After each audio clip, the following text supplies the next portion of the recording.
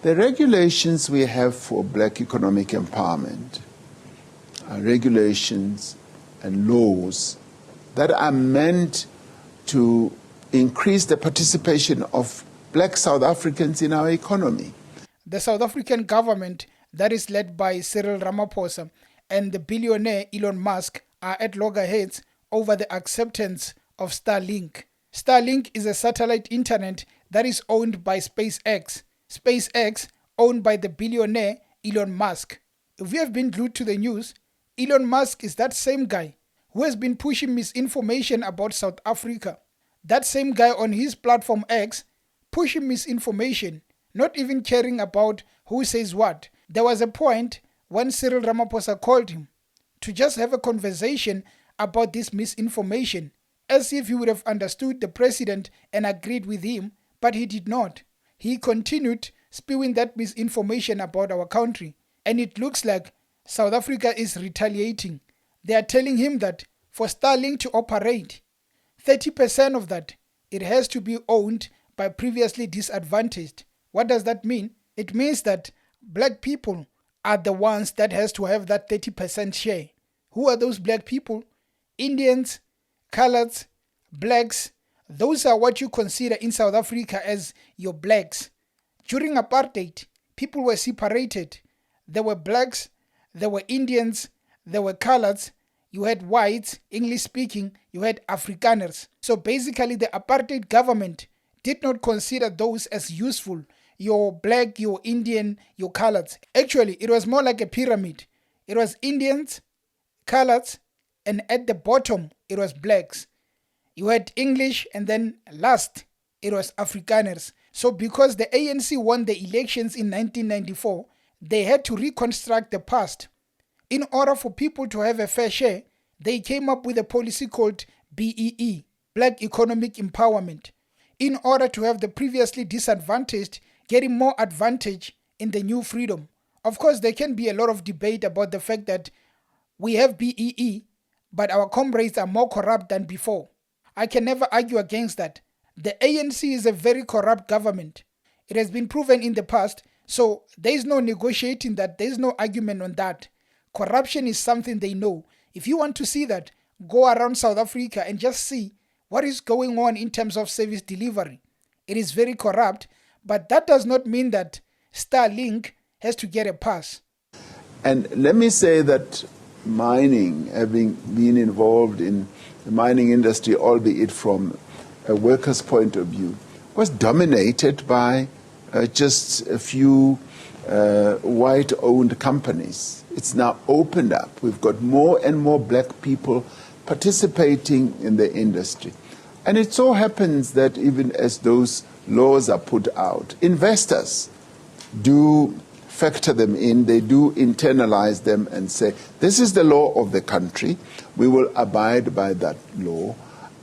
We want to invest in your country to make profit from whatever mineral or market that you have. So I have not seen that as your major deterrent. One of the biggest advantage of Starlink is that you can access that internet anywhere you go. It is a satellite, meaning that wherever you go, you can be able to access it. It can be urban, rural, or even in the desert. Anywhere you go, you are going to receive that coverage. Now, people are saying that it is wrong for South Africa to block Starlink because of a mere BEE. Each and every country has its policies. So people are saying it is wrong for the cadres to focus on money rather than the service delivery to the people of South Africa. That is why I want to look at this thing called the Starlink. Is it of advantage to the people of South Africa, or is it unnecessary? We have a case study to look at, which is a country just next door to us called Eswatini, because they don't have those things of BEE. So we are going to use them as our case study.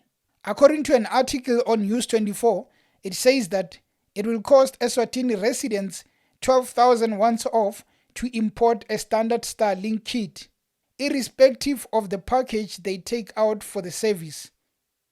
A 450 shipping and handling fee will also be applied. The residential package, which allows for Starlink use at home, is the cheapest option with a 950 monthly base fee and an additional 120 monthly regulation fee, which will be levied by the Eswatini Communications Commission. The monthly total for this package will be 1,070 rands. On, for instance, internet availability and access, yes, Starlink has made an approach to us, and they are operating in 70 countries. And having had a discussion at a number of levels with some of the people who are involved in that company, we said we are going to process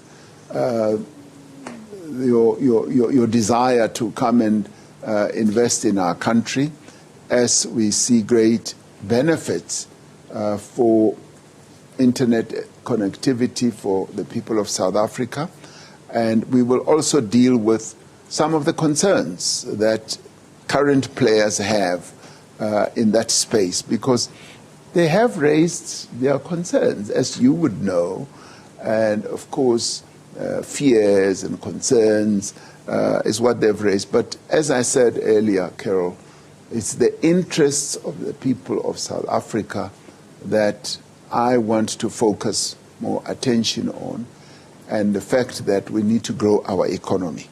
So as we then implement our reforms based on precisely that approach, we will be able to overcome even those types of problems and even address the issue that is now being processed having to do with Starlink.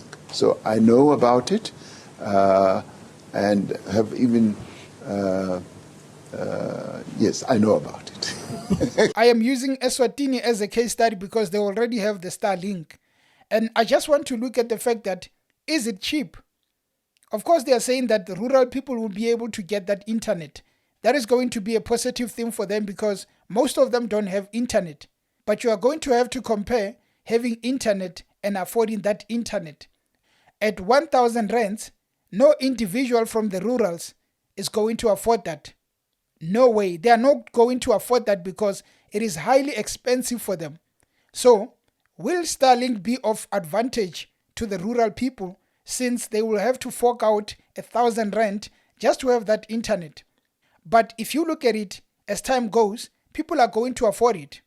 And I don't think South Africa doesn't need Starlink. I believe we need it. We have to have competition in terms of Rain, Starlink, and other networks. We have to have all these networks so that we don't have a monopoly like we have with DSTV. We have to have them together. But the same as Netflix, they have to adopt our policies where you are not just going to come to South Africa and you do as you like. You have to abide by the policies of the country. If we let Elon Musk come into South Africa and do as he likes, not even giving a share to the previously disadvantaged, that is going to be a problem because in the end, a lot of companies are going to use Elon Musk as an example to say, South Africa, we know what happened in the past. You let a person like Elon Musk come with his Starlink. Now you want us to pay. You want us to You want us to give 30%, whereas Elon Musk didn't do the same. They are going to use that as an argument. With or without Starlink, life goes on in South Africa, but we need to adapt with the changes of the world. That is why they need to sit down and find a solution. But we know the solution is that 30% or nothing else.